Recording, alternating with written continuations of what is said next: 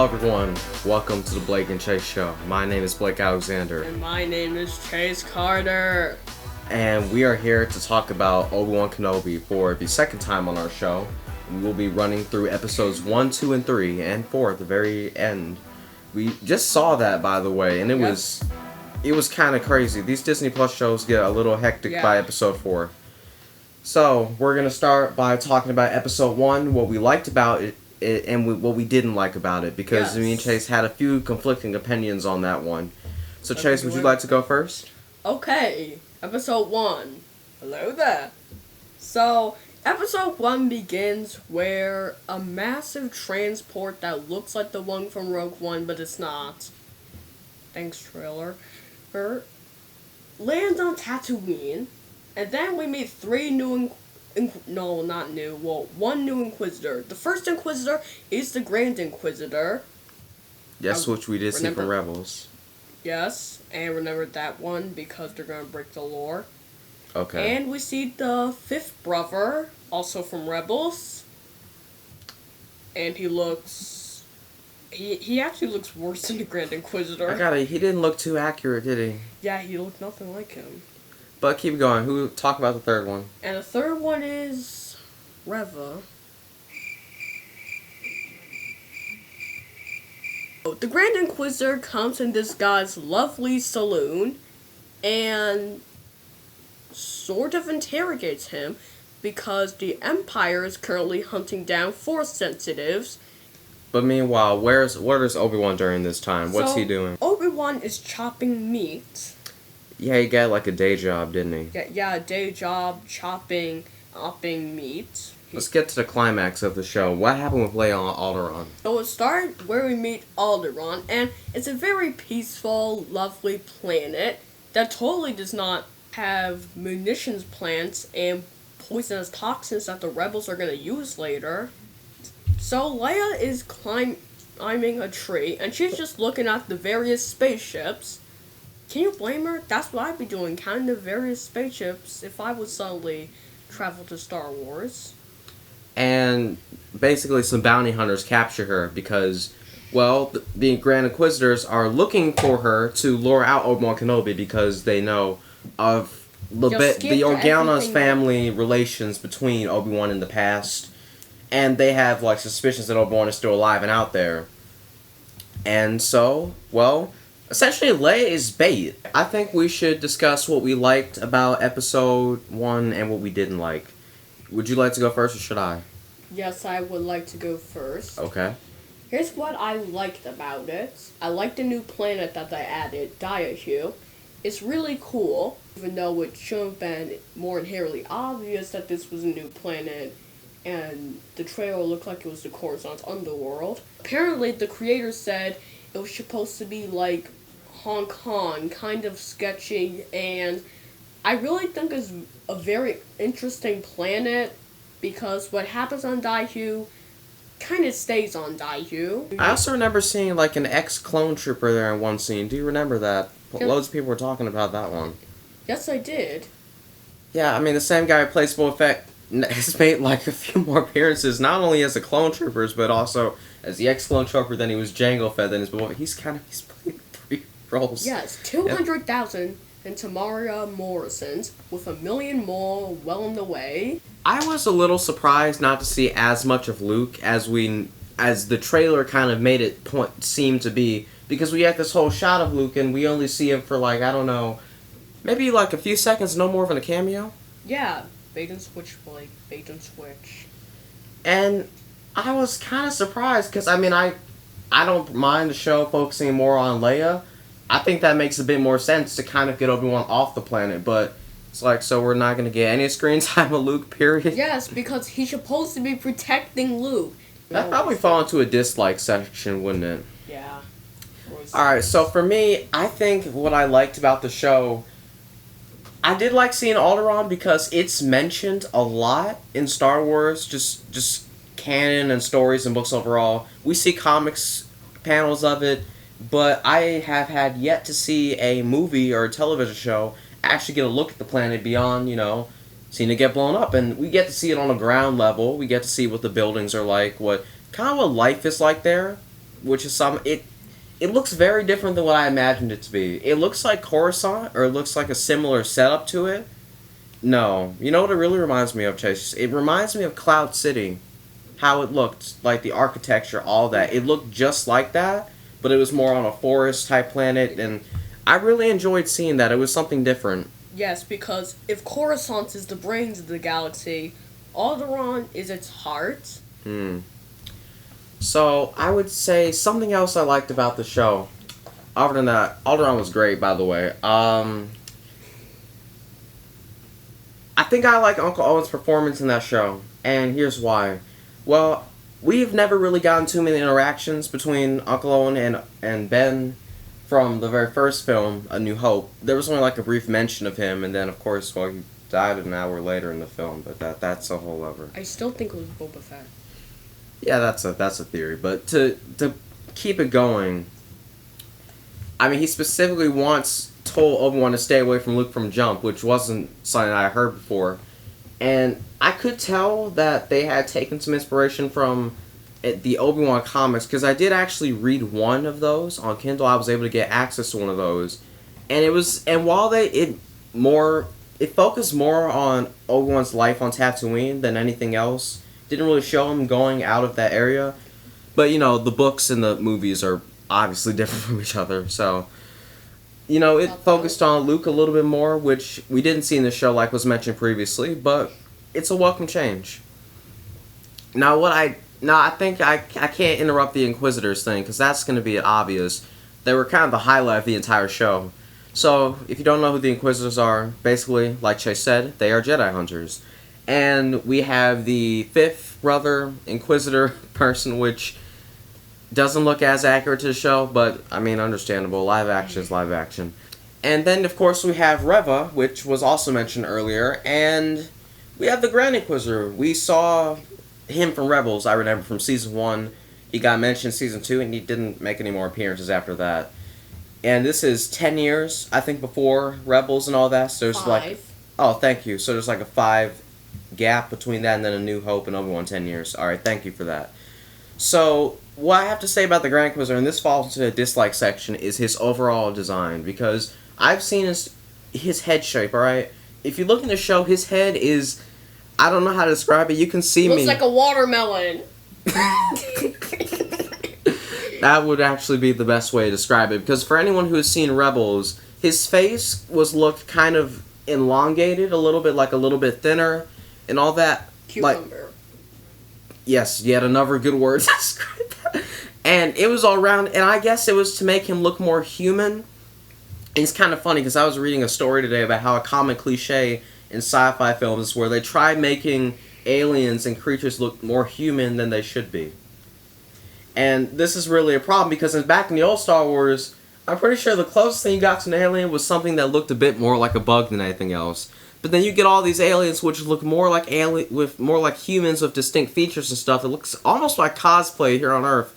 Yeah. Which of course makes sense given it's a film, but that's just a gripe. But I saw them do the same thing in Revenge of the Sith with the Grand Inquisitor species that looked not only more accurate but much better. So my question is, were you just not able to do it? Because, I mean, I guess I understand that, but if you were able to do it like 2, 3, 4 years ago and it looked amazing, why can't you do that now?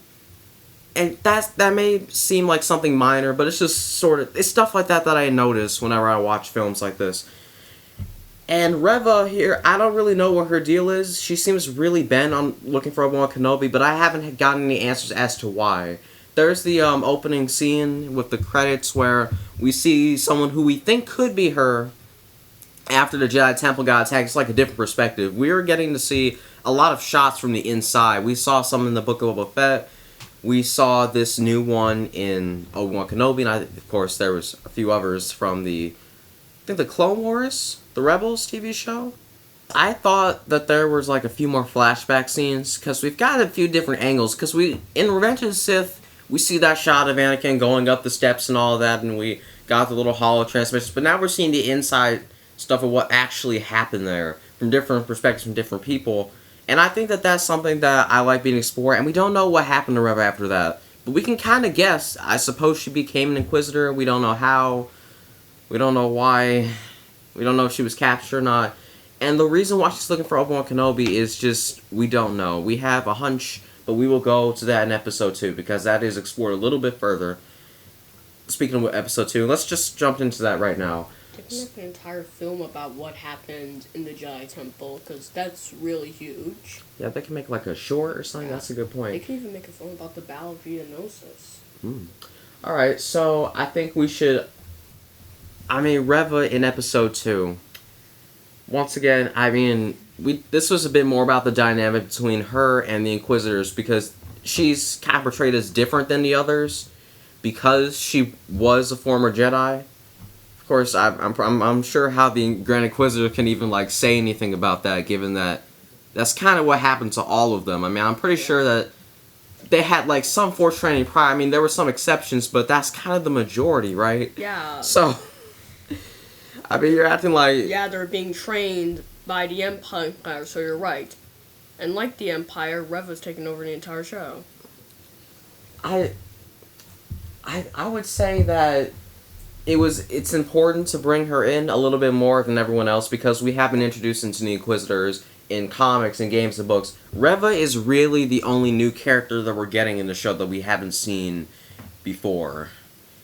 And I think that it makes sense to give her more time than most characters to kind of explore her further. And besides, you don't just do that, especially since that credit scene from episode 1. You don't just... It's about Obi-Wan. It's not about Reva. It's not about the Inquisitors. It's about Obi-Wan trying to protect Luke. Of course, with that being said, you gotta have some stuff around that, right? Yes, conflict and all that. Yes, we do have to have conflict, and that's why I think the main villain should have been the Grand Inquisitor, because he's like the top dog directly under Vader. Or at least he was before he got stabbed in episode 2. Yes, that's something we'll go into later. People who's watching this, if you didn't know.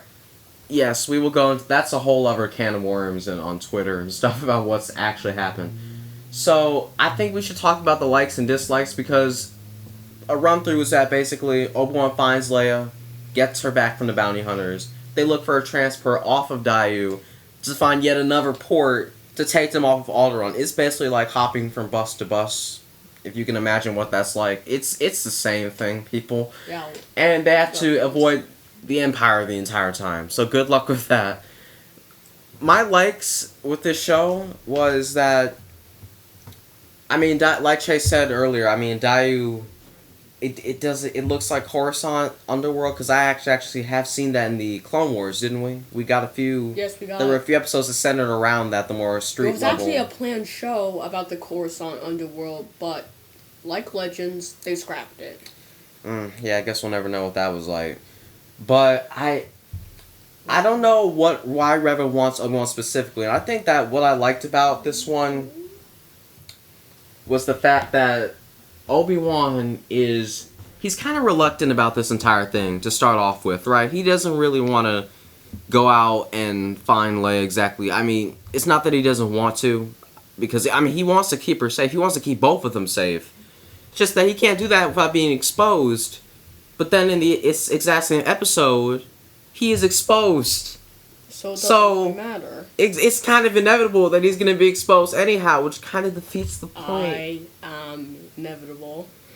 And then, of course, Bail Organa. So it's really a mixed bag with likes and dislikes, because whenever I liked something about that episode, there's a great follow-up to something I didn't like about that show, which is just like, but why? Like, for example, when Leia kept saying that her father was going to bring a whole army, I know that you're supposed to be keeping Leia a secret, okay? That makes sense. She's Force-sensitive, she's Force-sensitive-ish. We'll leave it at an ish, alright? Well, it's ish. And if she's discovered, then it's going to be a whole thing. The Empire's going to be looking for her. But the thing is, first of all, there's been little to no mention of Leia being Force-sensitive at all in this show, except for maybe episode 4, which we'll talk about later. What about that scene where she was confronting her cousins? That was... I think she was I don't know. The Force or something. Maybe she can figure out truths about people, because that's like the book definition of the Force to some extent. So you might be right about that. But other than that, we haven't seen anyone question her about it or at least it hasn't come up yet. I'm gonna wait for episodes 5 and 6 to come out. You know, they got a whole season 2 planned, so leaving that to the side. But this is my big question. Obi-Wan Kenobi to me is, I mean, he's a Jedi, so if you want to find anyone a Jedi, is probably the next best thing. But my thing is, why not send an army? Like, you could have sent someone with Obi-Wan at least. Like stormtroopers. No, well, I'm not even talking about the Empire, man, because everyone knows that the Empire is kind of... That's the only army in the galaxy. True, but they've got some people on Alderaan as well. You could have sent another bounty hunter, like just a hunter, not even for money, but yeah, like that. The military police force. My question is, why not send them though? You didn't explain that. I mean, Leia's force sensitive, but I mean, the Empire. The Empire, a bounty hunter. They couldn't even send Boba Fett. Okay, no, Boba Fett's a bit of a stretch, but the point is, my overarching point is, you could have sent anyone else from Alderaan to do this. Obi-Wan might have been better for it, depending on the situation he was put in. But it's nothing that someone else could have handled without putting Obi-Wan and Leia in danger. Because now she's kind of in more trouble because he sent Obi-Wan, which we learned about in episode 4. We'll get into more of that. It's a whole thing. So eventually they do get off to a transport, and then there's the whole bombshell thing. Would you like to discuss that? Because, I mean, it's like the whole Darth Vader issue. So, wait, in episode 3? Episode 2. Episode 2. Okay, so, unless you've been living in a desert planet for 19 years, Reva stabbed the Grand Inquisitor, and Lore got blown up like the Death Star.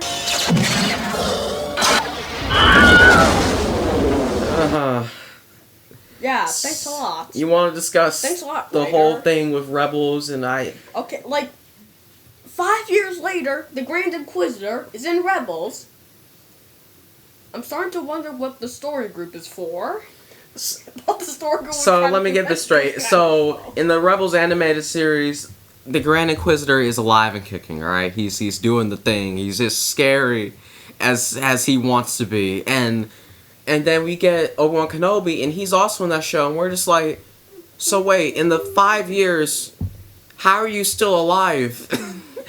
But then again, considering that he kind of stabbed him in the abdomen type area, it could have just been a flesh wound, and we don't know what his anatomy looks like with the species that he is. Actually, we do. Oh, you do? Apparently, he has 2 stomachs. So, you know what?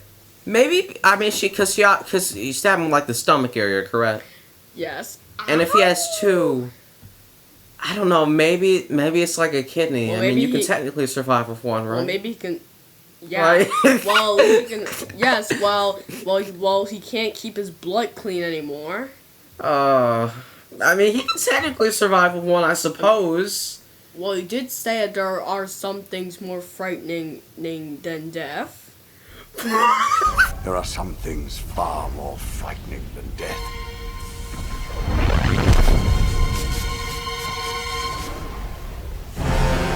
That's the most frightening thing we've saw in this entire show.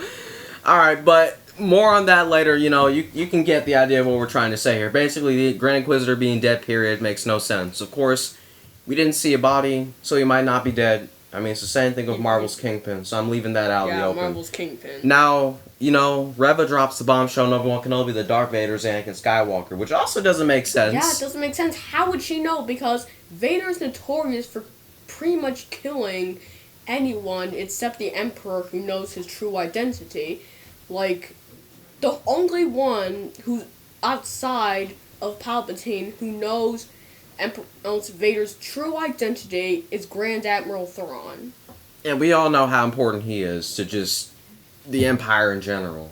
But I think we should get back to Daiyu after a minute, because they didn't leave Daiyu, period. I mean, they kind of just took like a ship or something, right? I think they were still on Daiyu at the time of all this, into a more grassy, like savanna-like spot. And this is going to go into episode 3, because episode 2 kind of just leaves them there. Episode 3, they get off the ship. What about likes and dislikes? We didn't do that. We did. Oh, was there any... Oh, I'm so sorry, Chase. I'm so sorry. Was there anything... Yeah, I kind of left you in the dust there. I'm sorry. I kind of went off on a tangent. What did you like and dislike about episode 2?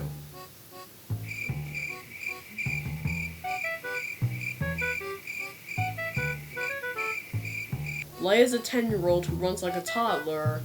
Yeah, I'm not. She looks at least 7. Yes, because 6. Younger than 10 is my point. Maybe the crew has to compete with Baby Yoda, so I guess I understand why they did it, because Baby Yoda's already conquered the world. It feels like we've kind of been there, done that. We get the gist. Speaking of Baby Yoda, Coda, watch out for Baby Yoda. Wait a minute, Chase, I've just realized something that you just told me. What? Think about it. In The Mandalorian, what was the plot of Mandalorian and Baby Yoda and all that in the very first season? I think I'm seeing something here. Did Obi-Wan Kenobi kind of copy the Mandalorian plot for season 1? Yep. Think about it. Yep. Force-sensitive person. Yeah, Force-sensitive person. Yep, they did it because lone gunslinger guy, cowboy, Obi-Wan Kenobi with the lightsaber and all that. He's being hunted about the dislikes, but by a Darth Vader type character like Moff Gideon. They copied it. And then you got Darth Vader on the Obi-Wan Kenobi side, trying to get him saved. Back to his OP. Oh yeah, but there's one more thing that I didn't like. Obi-Wan Kenobi's betrayal. They gave him the Jake Skywalker treatment. You want to explain what Jake Skywalker is? It's a little inside joke we got in our house. Okay.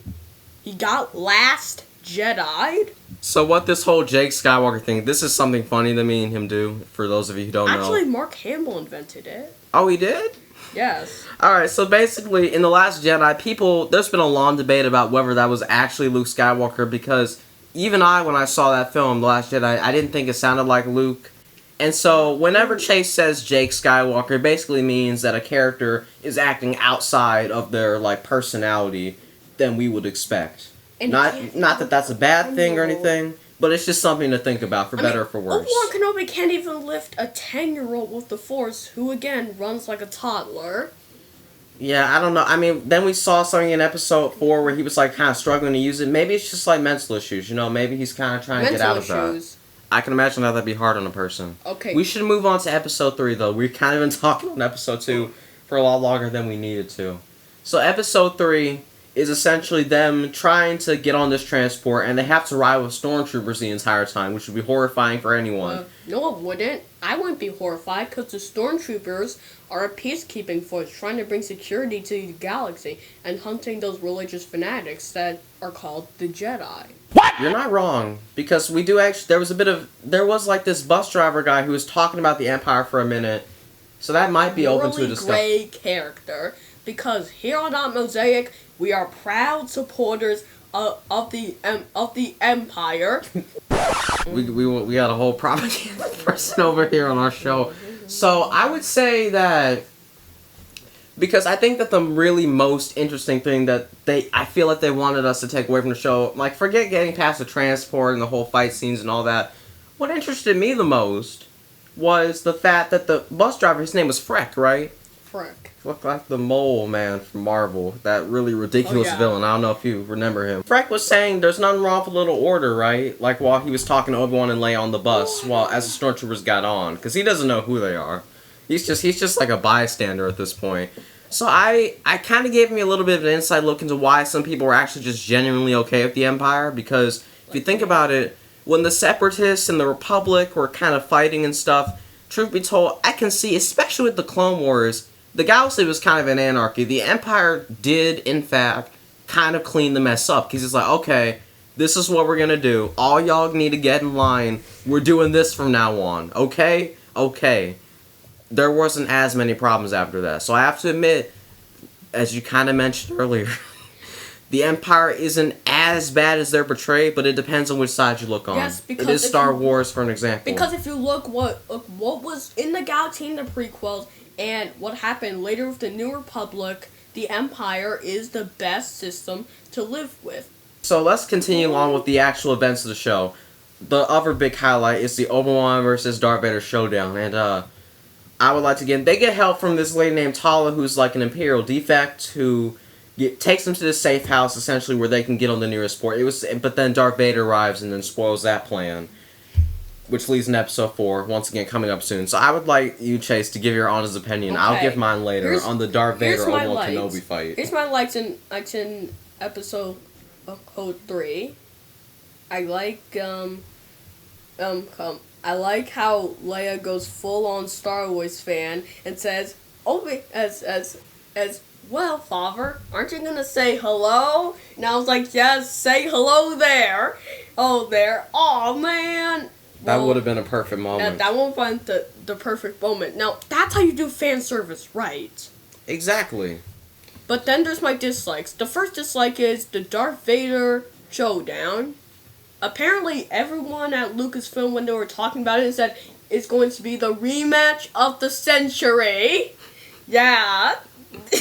Yeah. If that century was year 100, I would say that it was very underwhelming, and the choreography was kind of subpar, and was probably the second worst lightsaber fight I've ever seen. The first is, of course, the throne room scene in The Last Jedi, but... So, I can see what you're saying, because when I saw... okay, we're gonna get some genuine George Lucas-type fight scenes right here. Yes, I was like, here we go. I sat down, leaned back, I was ready for it. Like in the prequels. And I noticed a little detail where, you have the blue and the red lightsabers clash. You get more of a purple light effect, which is more accurate to real life than you would expect. Tiny detail with that fight scene. You have to rewatch it. But I gotta agree with you, Chase, because I thought it was... If I had to rate that fight scene, it's gonna have to be a 4. Because you got Darth Vader, you got Obi-Wan Kenobi, and it was like... We're doing this for hands, yeah. And I get it. Obi-Wan is a little... He's not as much into it as he was in his younger days. I understand that. But, Anakin's kind of old as well. Yeah, and even the one in New Hope was more exhilarating than that. And the one in New Hope literally looked like 2 old men just woke up from a nap and started fighting with their canes. And that was more entertaining than this. I feel like they just put that in front of a green screen. Now, we gotta discuss the whole issue with the whole fire scene where Obi-Wan was like, I'm gonna set this entire thing on fire, and this is the end for you, my master, and all that. Well, this did answer a huge Star Wars fan question. Does the high ground work with dark side users? And Disney was like, nah. What do you mean by that? Well, apparently, Obi-Wan won in Revenge of the Sith because he had the high ground. But Obi-Wan won the Phantom Menace when he didn't have the high ground. Okay, I think I see what you're saying. And both times he was dealing with Sith. So a bunch of Star Wars fans was like, wait a minute. Does the high ground only work with Jedi or characters with super plot armor? That's actually a good point, because if you think about it, remember when Obi-Wan said this line, like, It's over, Anakin! I have the high ground! You underestimate my power! Don't try it! Which makes sense. If you're up on an elevated piece of land, you get to fire down on someone, which typically seems like the advantage in a war or whatever. Unless you're fighting a Mandolorian and he can just jetpack up. Yeah, of course. It doesn't really work. But at the same time, in the Phantom Menace, in the same prequel era, he's standing. Obi-Wan is on the ground and Darth Maul's up, so technically he has the advantage. He has the high ground, and Obi-Wan just jumps up and he doesn't even have a lightsaber. Exactly.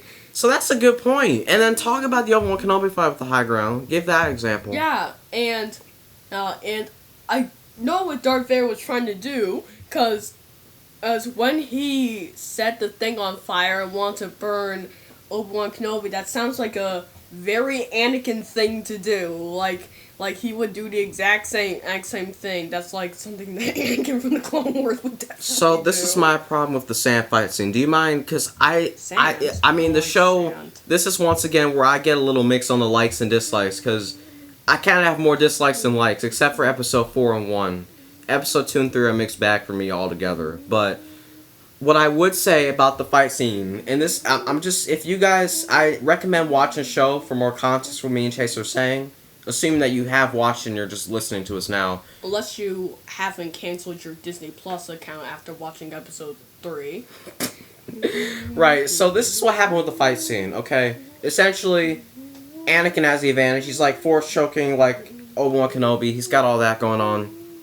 Sets the ground on fire, the sand and all that. He's got him on the ground. There's fire everywhere and all that. So Darth Vader puts out the flames, right? Because he didn't want to just kill him just yet. He kind of wanted to, I guess, torture him. I don't know. Well, we can't kill him because we need to keep consistency with A New Hope. Oh, wait. What happened to the Grand Inquisitor? Huh. Right, of course he's... so the Stormtroopers, as he axes them to bring him to Tala, remember her, she was like the Imperial defect, basically makes a distraction, causes another fire to go up, which I don't see how that helps Obi-Wan much, but... yeah, and, and Darth Vader just stands there and watches Obi-Wan be carried away by the droid. And my thing is...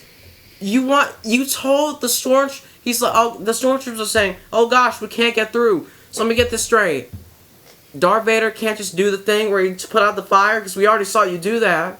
The Stormtroopers can't fly. I know you have jetpacks. We've seen it before. I know you have those. If you look at this fight scene with any sort of just like common sense and you really think about what happened, it makes you wonder, but why? Maybe, and I think that the intention behind this was maybe their way of saying they'll meet again, just not today. Maybe that'll be held off for episode 6. So I don't think that this was the fight scene we were looking for. Maybe they'll give us something a little bit more satisfying in episode 6 when everyone really gets into shape. If anything, I think episode 3 was used more as a wake-up call for the character than anything else, but... Oh yeah, by the way, Leia got captured by Reva. No surprise there, because she sent off Tala to rescue Obi-Wan, leaving her completely alone in the tunnel leading to the spaceport. So she's captured now. Also, there's this thing called the Path, which they've introduced into a subplot, which Reva is apparently looking for. Once again, it doesn't seem to have any personal connection to her, as found out in episode 4. So once again, a lot of can of worms as to why Reva wants to hunt Obi-Wan. More questions than answers. Episode 4. Let's hit it. Alright, so with episode 4, we just saw that, by the way, just not but an hour ago. So this is going to be fresh in our minds. So, Reva captures Leia. Obi-Wan is healed in the back of the tank because, he got burnt and everything. For the most part, he's fine. Alright, he needs gives his body time to heal. Because of plot armor. Well, yeah, I suppose. It probably would have taken a bit more long time. But they had stuff to do, alright? So we can forget about that. So what they have to do is that they team up with this... You can forget about common sense, too. They team up with, like, these... I mean, they're not rebels exactly, but they do have, like, the same speeders that the rebels used, which we will talk about in a bit. Because I don't know if you noticed that the ships they were flying later in, like, the aerial scene, but... More terrorism. They were snow speeders, okay? Now, I could just be completely wrong about this, and I maybe just don't know much about the ship, but last time I checked, there's a difference between a speeder and a ship. Yep. A speeder is like a hover bike type thing. A hover bike cannot fly. It hovers above the ground. If there is no ground, you have no hover bike. Yes, you don't. You have no hover bike. And the speeders were able to go across the snow because they're hovering. Otherwise, it would have been a full-on aerial battle. Yeah. For the most part. And I don't think we see them, like, fly, do we? And another other thing is, when we enter the Fortress Inquisitorius, we see TIE fighters. Why aren't TIE fighters being scrambled? So, the thing is, I didn't really understand why they used snow speeders in particular. Maybe they wanted to make it sound like, oh, well, we need to get something a little cheaper than X-Wings, because those are actually more expensive than they look. So maybe a snow speeder was just like a low-quality type thing that they used. And you know what? I can let that slide. It's kind of minor, but still, it raises questions like, okay, so I guess it's like, so are we bringing a hover bike to battle? No, you probably want to bring a ship.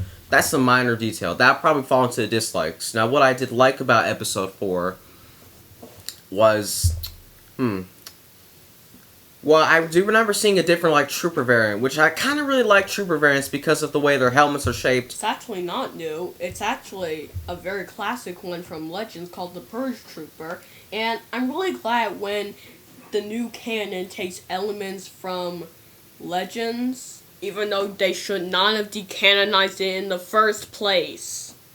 I've noticed ever since The Rise of Skywalker came out, ever since The Mandalorian came out, that kind of brought a lot more comic book aspects into the story from games and stuff.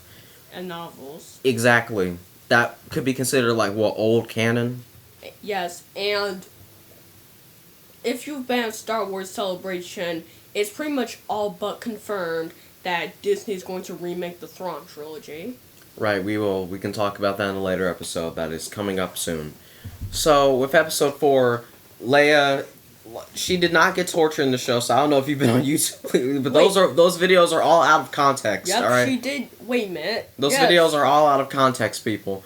So she didn't get in the electric chair type thing. I mean, they were close to doing it, but luckily, because that would have kind of been a breaking point. Yeah, plot armor. That really would have just been too much for the show. Yeah, even though, I do have a serious question. Why was Leia being trapped there even really much of a problem? I mean, couldn't you just fly out like Mary Poppins? Okay, so we had that one scene in The Last Jedi where she was flying for no apparent reason, alright? It's a running joke. It's a running joke around here. Leia Poppins, y'all.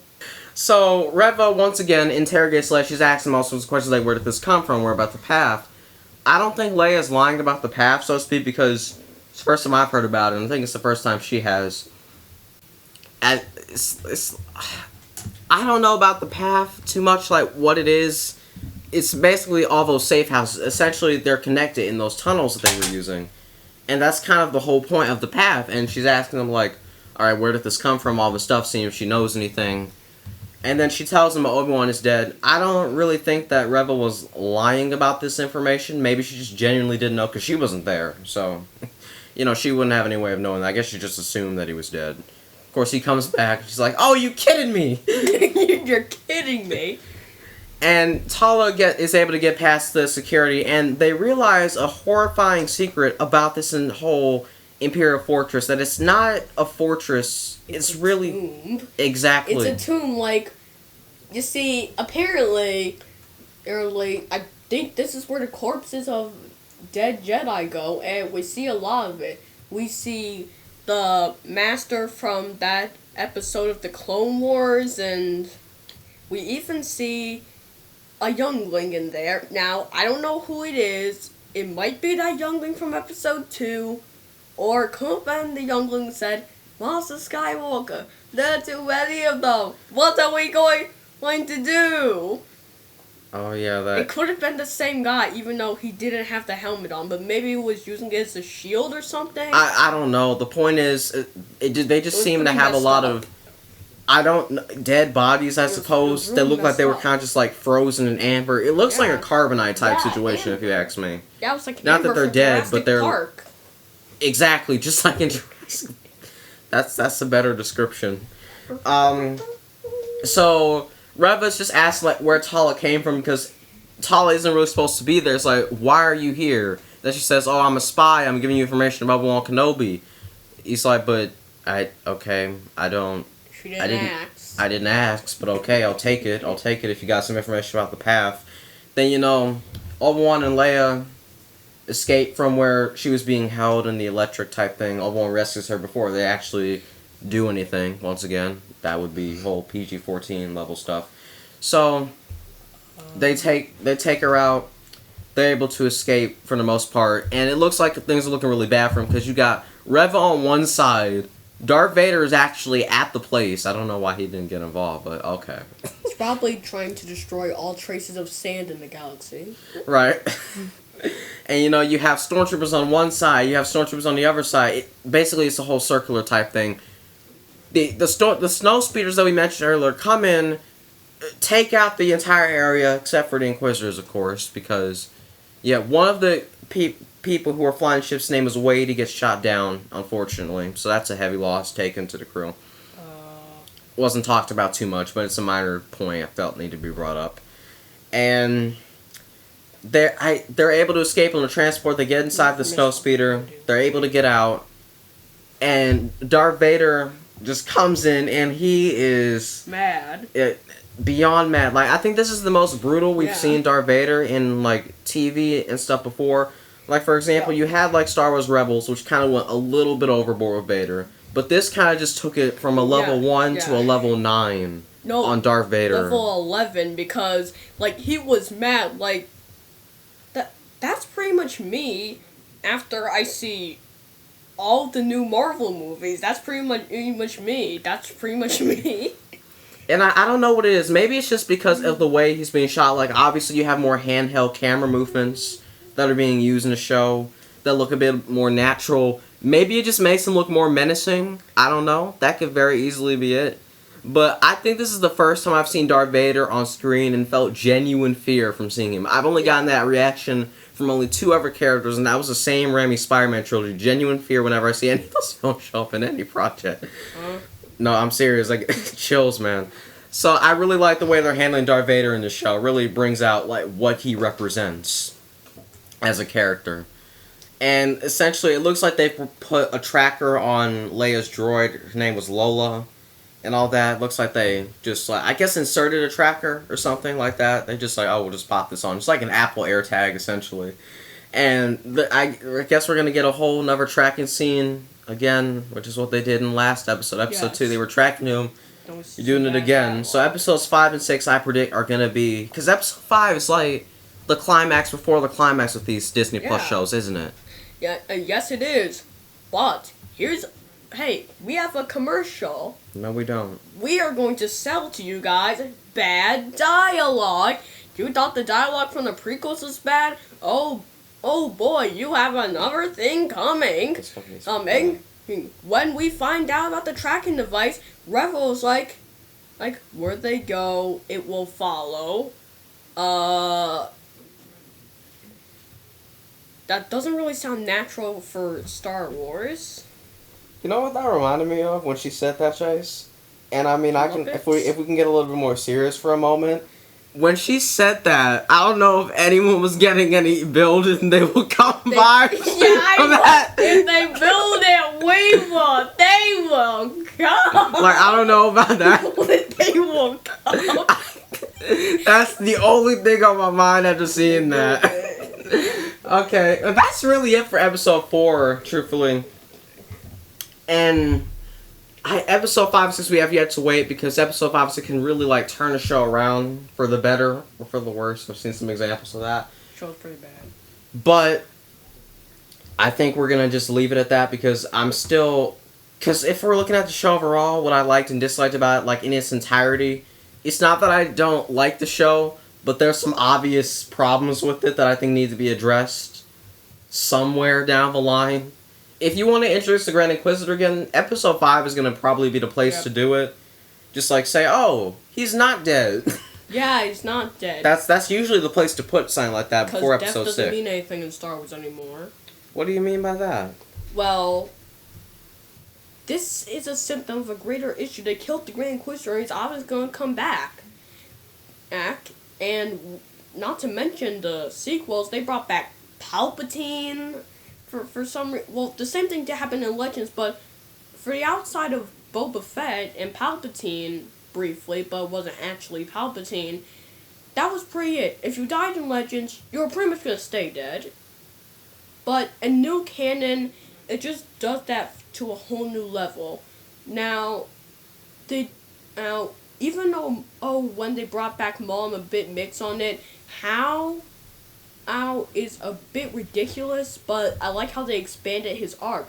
I mean, if you're going to bring back a character from the dead, at least expand that character, but they didn't expand Palpatine. They're probably not going to expand the Grand Inquisitor. So you're saying that characters like Boba Fett, Emperor Palpatine, any character that was presumed dead, now because they're coming back... Cobb Vanth. Oh, yeah. There's him as well. Cad Bane. We're always speculating that he's not be dead. And that's not just Star Wars. That's kind of with everything nowadays. Like Marvel and DC. But the thing with Cad Bane is that the thing that on his chest was actually like a heart monitor. And when we see him, it seems that his heart was clearly still beating. So you're saying that death doesn't seem to mean too much in media anymore as it did in the past. That's an understandable issue. Because you don't care, Bear. Alright, so I would say that where could we take this next? I think we need to address something a little bit more serious. And this is the last topic we have for our episode today, just about. And that is about... This weekend, Star Wars fans made Obi-Wan Kenobi the most watched Disney Plus original series premiere of all time. And for that, I would say a big thank you. And it just goes to show what this family can do when we all pull together. However, it seems that some of the fan base, from this influential fan base, have decided to attack Moses Ingram online and send her the most horrendous racist DMs. And I heard some of them this morning and it just broke my heart. Moses is a brilliant actor. She's a brilliant woman. And she's absolutely amazing in this series. She brings so much to the series. She brings so much to the franchise. And it just sickened me to my stomach to hear that this had been happening. I just want to say, as the leading actor in the series, as the executive producer on the series, that we stand with Moses. We love Moses. And if you're sending her bullying messages, you're no Star Wars fan in my mind. There's no place for racism in this world. And I totally stand with Moses. Long story short, there are hundreds of those. Hundreds. And I also see those of you out there who put on a cape for me, and that really does mean the world to me because, you know, there's nothing anybody can do about this. There's nothing anybody can do to stop this hate. And so I question what my purpose is, and even being here in front of you saying that this is happening, I don't really know.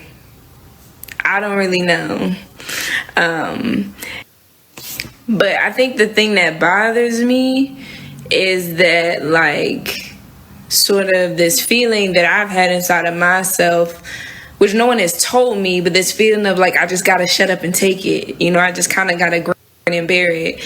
And I'm not built like that. So I really just wanted to come on, I think, and say thank you to the people who show up for me in the comments and the places that I'm not gonna put myself. And to the rest of y'all weird.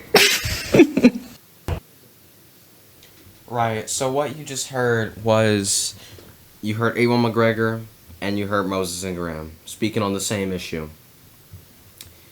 And I don't, where would I start with this? Essentially, there's been some racism involving Reva's character. Well, not even just her character, but the actor herself. No, it was her actress, not the character. Exactly. I want to make that point very clear. So people have been sending Moses Ingram a bunch of nasty comments in her DMs. I'm assuming on her social media platforms like Instagram and all that, because you can just do that apparently. Yeah. A little odd, but and just sending her the most nasty stuff. And I wanted to refrain from using this on her show, but the N word was used. So there's that. Okay. But if you don't know what that means, look it up. Or don't. I don't really mind. But what needs to be said here is that, number one, this is wrong. Okay? it's very wrong. And there's been racism in Star Wars for a long time now that has either been, covered up for numerous reasons, whatever those may end up being, or just the fact that, this is ugly, period, Yes, because I don't have a problem with Reva, okay? As of now. Sure, her character's a little bit wonky with me. But as it relates to Moses Ingram, first time I've been introduced to the actor, so, I have yet to see her. Maybe she pops up in other projects I'll be able to see. Or, I have to do research on these people, on their movies. But I don't have a problem with her. But what people are targeting her because of her role in Star Wars, and she is not the first person to have problems with this. And apparently Disney, like Lucasfilm, told her this prior. We heard in a few stories. Which we will send some links down below to some of these, so you can have some. But I want to make this very clear. Yes, you can put your own opinion. I want to make this point very clear. These people who call themselves Star Wars fans, they are targeting Moses Ingram not Aunt Reva. I really just don't like it. Why are these people targeting her like this? It's okay to criticize the character, even though they don't want you to do that either, which is still wrong, but it's okay. But you can't criticize the actress for just doing her job. I don't like the character of Reva whatsoever. You just can't be a Star Wars fan, and if you're targeting the actress like this because she didn't do anything wrong. I would like to just say this, we got to address some of the other characters in Star Wars. This happened with Lando Calrissian. That's Billy D. Williams, everyone. Wait a minute. If you don't like Billy D. Williams, me and you cannot be friends. Yes, you can't. But hold on. But wait. Apparently the same thing happened with John Boyega. Exactly, with him. Well, we can't forget him. Even that's still debatable, because a lot of people just want to know the continuity of this, because a lot of material said that all Stormtroopers were clones. What I will say to really put an end to this segment is that whenever you're tackling diversity, you want to look at the character first and not the person behind it, because the comments that you make and the things that you say can be really hurtful. You can really be hurting someone in real life, okay? There's been way too many examples of that in Star Wars and just media in general. And what I also will say was that Reva's character, when they were writing the show, you can find stories about this. When they were writing the show, Reva was added at the last minute. They didn't really consider the diversity of the character and all that stuff. That sort of thing should have been put at the very beginning and not the end. I think Reva was poorly written. I will say that. But I think that that's really the only issue, and you do not want to harm the person. So, if I would strongly recommend speaking out against anything like this. But as far as our Mosaic is concerned, we are behind Moses Ingram all the way with this.